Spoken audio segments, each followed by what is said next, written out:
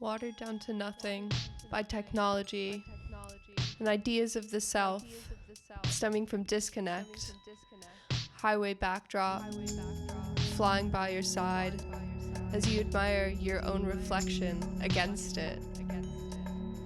Golden waves of corn, ramshackle homesteads teetering on the border between concrete and nature. What lies beyond comes in whispers of golden light, collective memory. All the land can muster to shout, while your corporeal self glides over top, like light, 90 miles per hour, limbs and flesh, longing for the beyond.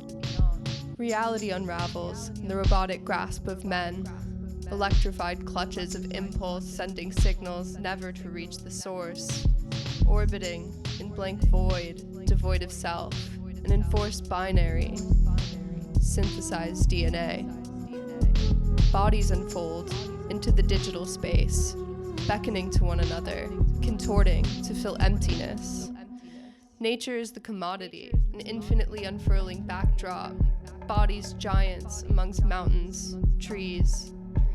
Hands reach out to touch what is just out of reach.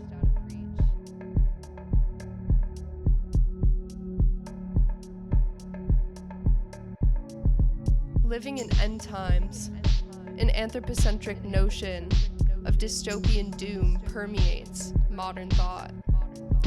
The impacts of climate change chip most vulnerable in silence.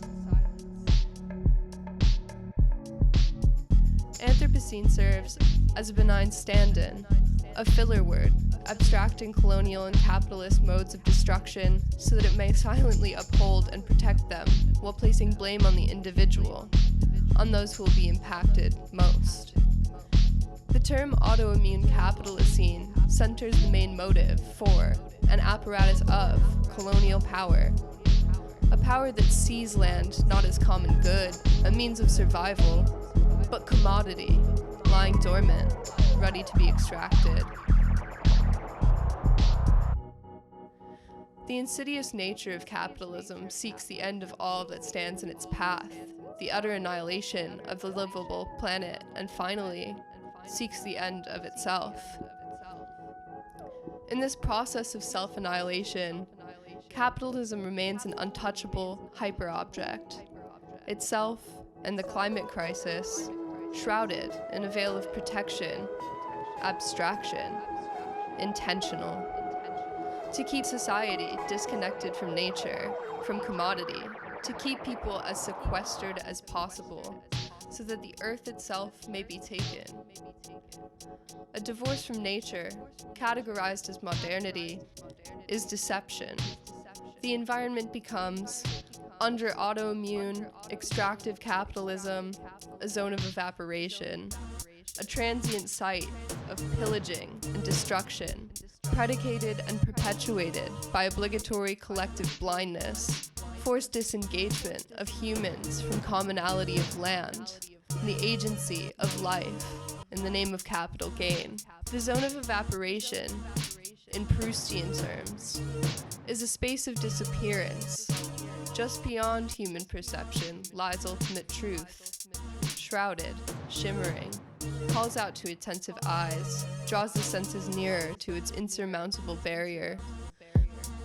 To Proust, to be human is to be a prisoner to the limitations of perception, desperately seeking to move beyond unseen boundaries that, like the myth of Tantalus, shift just beyond reach whenever a hand is outstretched to meet them.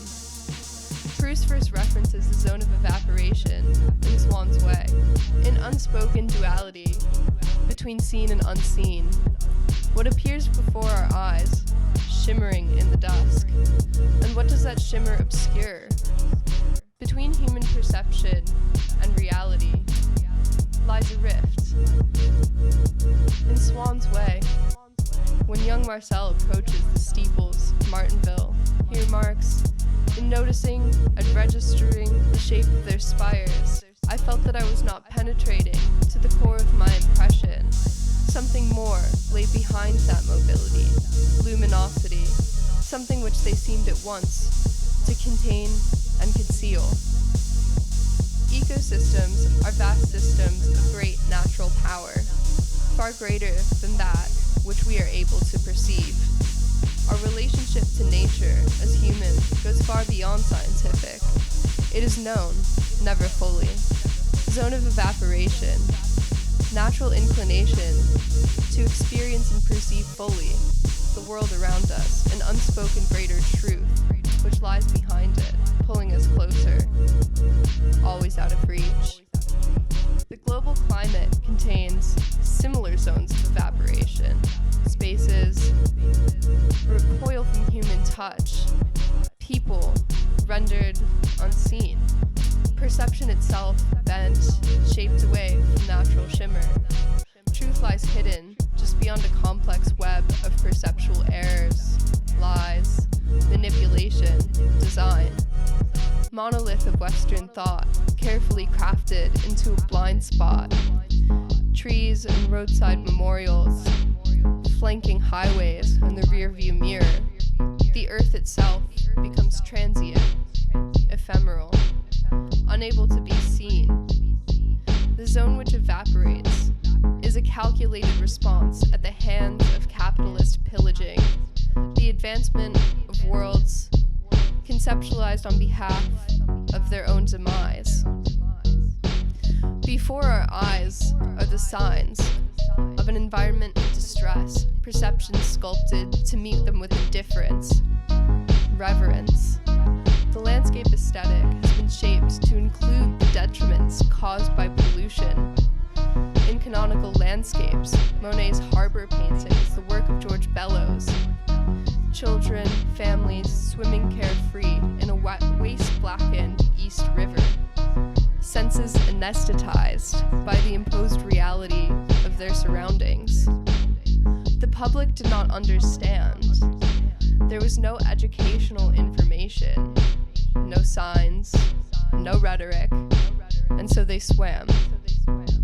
Years later, public sewage officials commented, "The people of New York have built some of the finest and most expensive hospitals and apartment houses on the shores of the most polluted part of the inner harbor, namely the Upper East River, where that fetid stream is joined by the black and malodorous Harlem.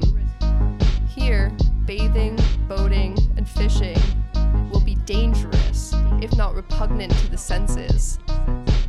Living in the city, the manifest destiny of modernity places itself above the senses, so it comes to be familiar, an immutable reality, lying dormant in the beauty of the everyday, in itself beautiful.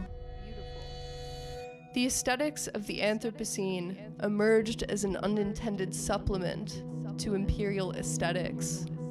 It comes to seem natural, right, beautiful, and thereby anesthetizes the perception of modern industrial pollution.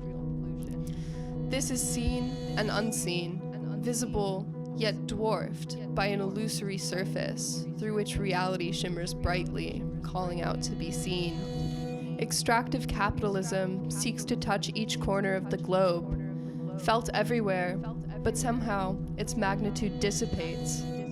Quote, "The oblique apparatus of extractivism renders invisible the activities of the corporate state. Destruction is made to disappear, to appear symptomatic, orbiting around an invisible monolith of destruction, the man behind the curtain."